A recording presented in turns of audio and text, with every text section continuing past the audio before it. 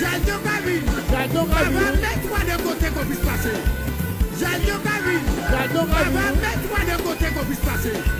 Jaldo Kabine. Papa, mets-toi de côté qu'on puisse passer. On fait pas notre faire. Après vous allez. Mimenu Son bata macawon. Son mais à pas like rentrer aux amis. De mémoire, c'est la première fois que je vois autant de monde à une première conférence.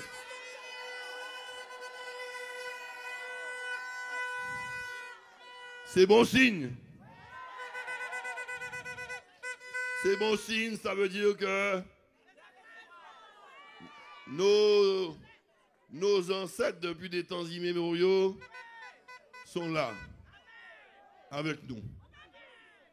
Ceux qui, dans les plaines de Bainbridge, ont laissé leur vie lors de la guerre de Guadeloupe. Ceux qui, comme ici, naguère, jadis, que dis-je, sur les plantations, à l'époque esclavagiste, ou dans les plantations à l'époque postcoloniale, dans les grandes unités sucrières, les grandes filières sucre-cadrom ont laissé ici, à Dotémar également, leurs larmes, leur sueur, leur sang et parfois en définitive leur vie, pour que nous soyons aujourd'hui présents. Je pense qu'ils sont avec nous.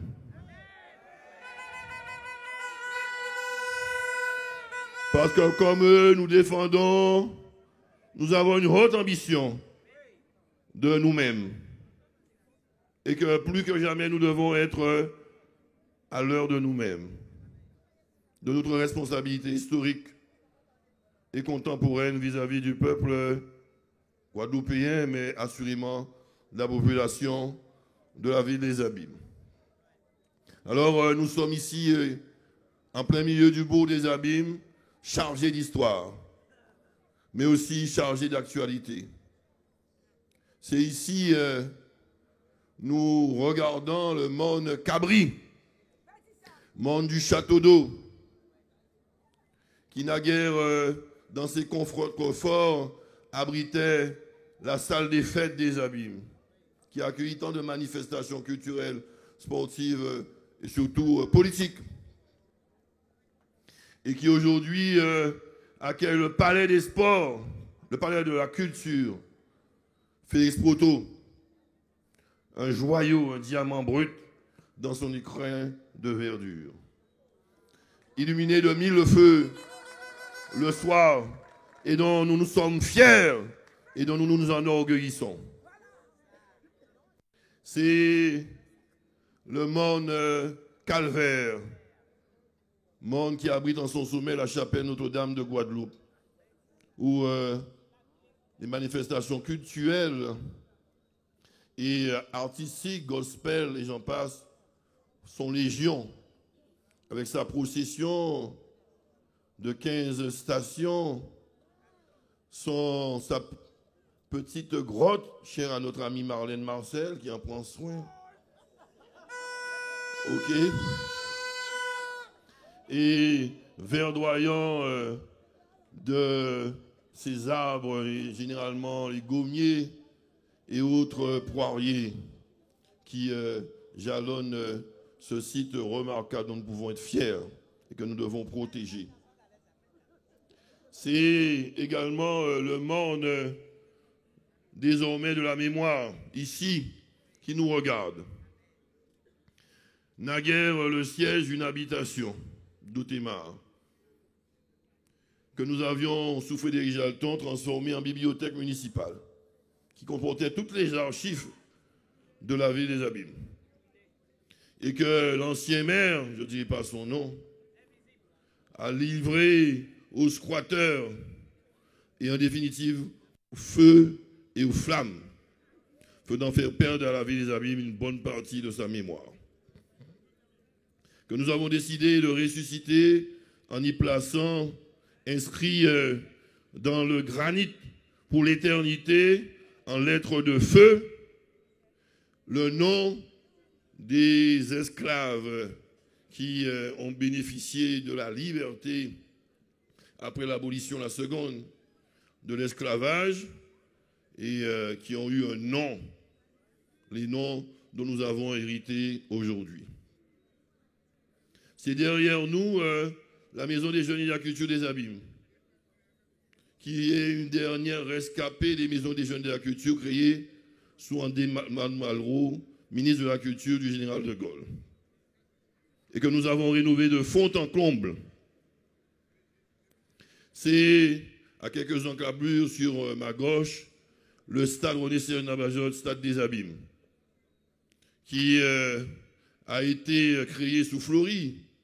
C'était un petit stade qui a été mis à une certaine dimension nationale, régionale, nationale, voire internationale, avec ces 12 lignes, ces 10 lignes en ligne droite, hein, et ces 8 couloirs autrement, 10 lignes 100 mètres, sous Frédéric Jalton, avec l'équipe René-Sérénabajot, aux Enfanants. Et que nous allons rénover au niveau de la piste, la pelouse et aussi un panneau d'affichage pour être à la hauteur de la ville des Abîmes, et aussi le palais des sports Nicaise-Laurent que nous allons créer à côté. Donc, nous réalisons beaucoup dans ce quartier des Abîmes, dans le prolongement de ceux qui ont naguère réalisé, et en mémoire de ceux qui hier, avant-hier, naguère jadis, ont créé ce qu'est aujourd'hui les Abîmes. C'est pour ça que je vous dis que nous devons être à l'heure de nous-mêmes, de notre histoire, de notre géographie, ok, de nos obligations. Et la ville des Abîmes, en tout cas sous ma houlette depuis 2008, ne s'est départie de cette mission historique. Puisqu'il s'agissait quelque part de redonner à la ville des Abîmes cette fierté, ce lustre qu'il avait quelque peu perdu sous l'ancien maire, très endurant. Et je crois que quelque part, nous avons réussi ce pari. Et il suffit de voir, il n'y a guère que les aveugles qui ne verront pas, et d'entendre les paroles des uns et des autres aux Abîmes, mais encore davantage à l'extérieur des Abîmes. Nul n'est prophète en son pays. Pour prendre la dimension de l'œuvre que nous avons accomplie depuis 2008, c'est-à-dire depuis 2 mandatures. Et nous devons être fiers de ce travail. Mais nous ne devons pas nous en satisfaire et venir dans ces élections en disant nous avons bien travaillé, en récompense, élisez-nous de nouveau. Non, ce n'est pas ma posture, ce n'est pas comme ça que je me présente devant vous, en tout cas mon équipe, encore moins. Nous devant vous en disant que nous avons beaucoup travaillé, nous avons fait la preuve de notre efficacité, de notre savoir-faire, nous avons acquis ce faisant une expérience qui nous permet de venir avec une certaine assurance, sans prétention aucune, encore moins sans aucune arrogance devant vous et vous dire, nous avons travaillé, nous avons un bilan dont nous nous orgueillissons, dont les autres quelque part même jalousent. Alors, faites-nous de nouveau confiance pour une nouvelle mandature.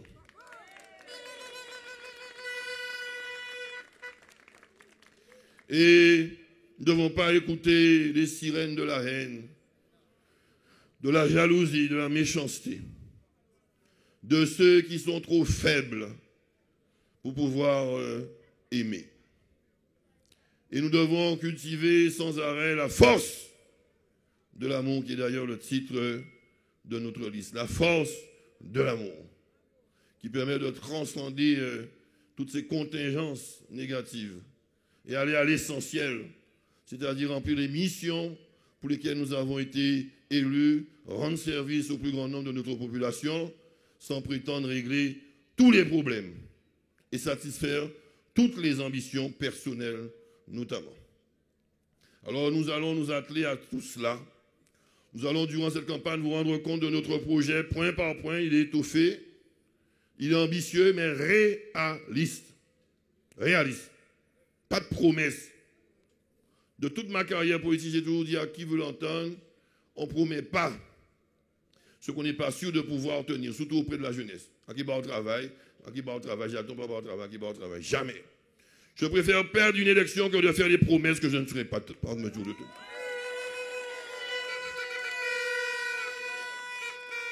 Et je le dis pour toutes les composantes de mon équipe. On ne promet pas ce qu'on n'est pas sûr de ne pouvoir tenir.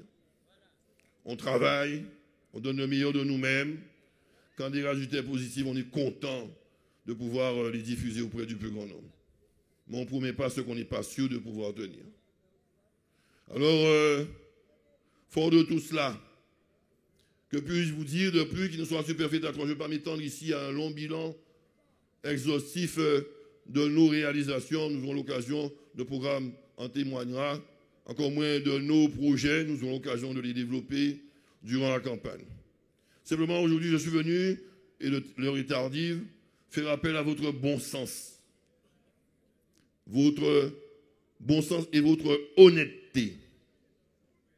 Votre bon sens qui consiste à comprendre qu'à l'heure du non-cumul des mandats, un député que nous venons, je prends nous, élire député de la nation de notre première circonscription, qui a mi-mandat, qui n'a pas encore donné des signes tangibles de résultats positifs, qui veut abandonner son mandat de député et de conseiller régional, pour vouloir, comme il dit, déchouquer un maire que partout on dit qu'il a fait du bon travail. Ça n'a pas de sens. Sinon de l'ambition personnelle ou l'envie de satisfaire quelques ambitions d'une cohorte d'aigris, d'ingrats, de traites, de renégats, de félons, de Judas Iscariote qui composent essentiellement son équipe. Donc ce n'est pas une ambition. Alors sa première ambition, c'est me déchouquer. Son deuxième grand projet, il a dit sur Canadis, une fois élu, la première chose qu'il fera, c'est d'enlever le buste de Frédéric Jalton sous la place de la Liberté. Voilà la grande ambition pour laquelle il veut vous mobiliser derrière lui. Ce n'est pas sérieux. OK? Et je cite une anecdote, ça va faire sourire. Vous êtes propriétaire, vous êtes chez vous, vous avez une belle maison. Vous les préservez vos biens, vous achetez un chien, créole. Pour surveiller votre maison, rappez quand il y a des gens qui ont des intrus. Bon, il rappe quand il y a des intrus, mais malheureusement, parfois, il a même vous, il a appris par un modèle. Il a tout partout en jardin là. Il faut qu'il y ait un coquet, il m'a fait un merdant. Mais ces chiens, ils ont ni bon cœur. Ils ont qu'à garder, c'est eux qui achètent, ils ne peuvent pas abandonner, ils n'ont ni raison. C'est bête à bondier. Ils ont ni un chat, un bel petit chat, hein. Qu'on chat à grive là. Non, à pas même chat à grive là. Chat à grive là, c'est un chat à vis. Ça, c'est un beau chat qui n'a pas de vis. OK? Il cache toutes ces rats, toutes ces souris qui sont en caserne, qui travaillent. Il est gentil, il a une oiseau au cas caressé, tout ça. Un bon petit chat. Chat là, c'est moins. Et chien créole là, on n'a pas dit qu'il est ça, mais je vais deviner. Donc, on va chien là, chat là, manger, c'est chien à droite. Donc, on va chien là, coquette, taille spéciale, chien, vitamine renforcée. Ils ont dit des os, ils ont mangé des os, bitains, ils ont en plus. Ce rabat, petit chat là, croquette spéciale, chat vitamine, et un petit bol de lait à côté, parce que c'est un bon petit chat, hein. Mais ce rabat, il mange en même temps. Si on a beau manger en croquette, il a lagué le bol là, il a venir manger. Qu'est-ce qu'il fait? Donc, il laisse chat là, donc il laisse chien manger la chat là. Donc, je dis, c'est là, arrêtez là, manger, laissez chaque là manger. Alors, le 15 mars, faut dire, c'est on va comme ça, faites travail à député, laissez Jadon faire travail à maire.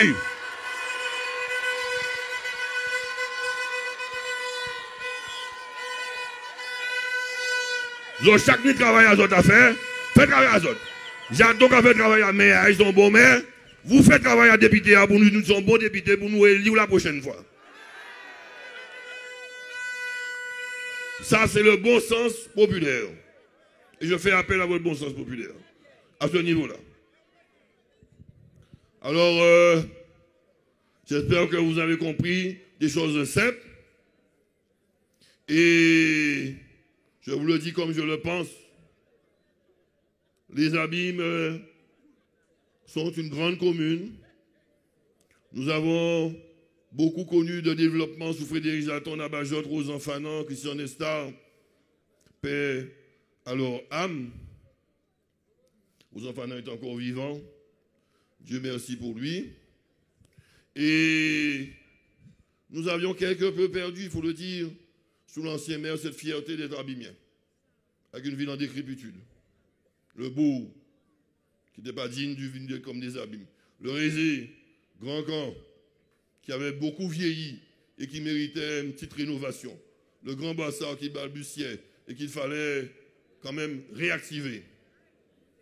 Et nous avons dû reprendre l'ouvrage, le remettre sous le métier et réaller de l'avant et relancer tout ce chantier pour faire en sorte qu'aujourd'hui, nous soyons de nouveau, comme auparavant, fiers d'être abîmiens. Et croyez-moi, je vous le dis, à travers les attaques qui me sont portées personnellement, les injures, la bave, le venin des serpents vénineux, ne vous faites pas d'illusions, ce n'est pas ma simple personne qui est visée, c'est la ville des Abîmes. Son redressement, sa renaissance, son épanouissement, son rayonnement qui provoque la jalousie des uns et des autres en dehors du territoire de la ville des Abîmes. Nous avons un complot aujourd'hui, les amis du maire de Petit-Bourg, Guadeloupe Unie Socialisme et Réalité, avec quelques amis macronistes de la République en marche, qui veulent à tout prix. N'a-t-il pas dit que Macron m'a dit, Olivier, il faut que tu prennes la mairie des Abîmes? Il l'a dit. Ils veulent prendre la mairie des Abîmes, parce qu'ils savent quand ils ont pris la mairie des Abîmes, ils ont pris la Guadeloupe, mais à notre détriment. Alors nous devons déjouer ce complot, pas pour Éric Jalton, pour que le rayonnement de la vie des Abîmes aujourd'hui, Éric Jalton demain, notre maire, continue de plus belle. Et que nous ne soyons pas les valets de Petit-Bourg ou d'ailleurs. Et qu'à toutes les élections, nous ayons notre mot à dire et que nous décidions comme au temps de Frédéric Jalton et de René-Serge Navajotte. Alors restez vigilants là-dessus. Je vous fais confiance. Ne me décevez pas. Alors, population des Abîmes, soyez fiers d'être abîmiens. Aimons et préservons la ville des Abîmes comme s'il s'agissait de notre chair. Ok? Abîme mon amour. Abîme pour toujours. Si je n'ai pas ton amour, je suis rien.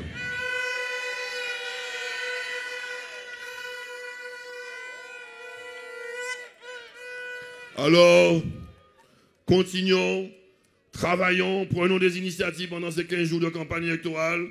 Chacun d'entre vous a la liberté d'initiative. Vous pouvez faire autre chose que d'aller mettre un dimanche matin, le 15 mars 2020, un petit bulletin dans l'urne. Si vous avez fait ça, vous n'avez rien fait pour aider la cause. Vous avez fait le programme minimum et vous n'avez pas véritablement participé à l'œuvre collective. À part les handicapés, les gens qui n'ont pas les moyens de faire quoi que ce soit, qui sont vraiment grabataires, qui ont voté par procuration, on ne peut pas leur demander grand-chose. Mais vous qui êtes valides, qui avez les moyens de décrocher votre téléphone, d'aller voir vos parents, vos amis, dans votre lieu de travail, de mobiliser autour de vous, vous pouvez faire davantage qu'une simple voix, un simple bulletin dans l'une, et c'est ce que j'attends de vous, de sorte que nous puissions, le dimanche 15 mars, très tôt, dès 15 heures, que nous soyons déjà élus.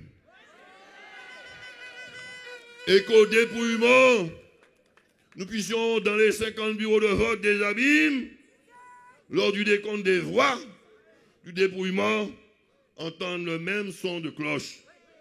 Jalton, jalton, jalton, jalton, dizaines, jalton, jalton, dizaines, centaines.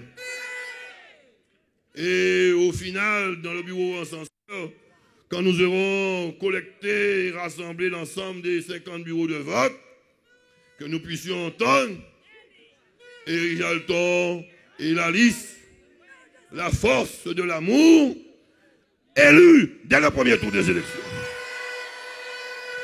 Et les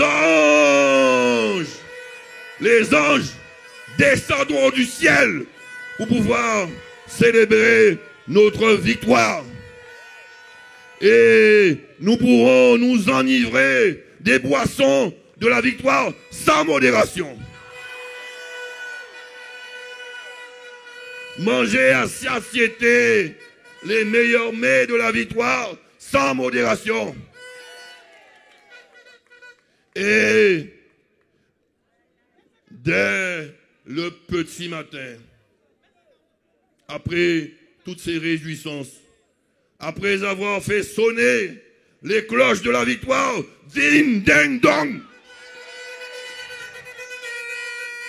nous devons enfiler nos tenues de combat, garder nos torches allumées et remettre l'ouvrage au métier. Quand le travail doit continuer.